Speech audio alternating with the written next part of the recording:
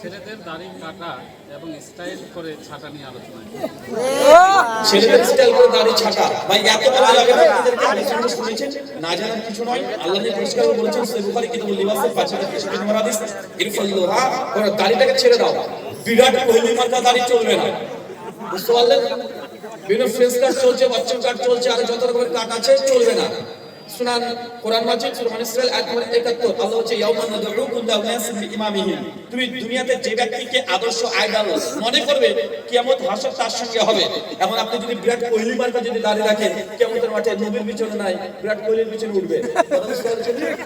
এখন আপনি যদি মনে করেন বিরাট কোহলি কোথায় উঠবে, বলেন এখন কোথায় উঠবে? জান্নাত না জাহান্নাম না কোথায়? কারণ ও যেখানে উঠবে আপনি সেখানে উঠবেন বিরাট কোহলি মার্কা তার স্টাইল নিয়ে।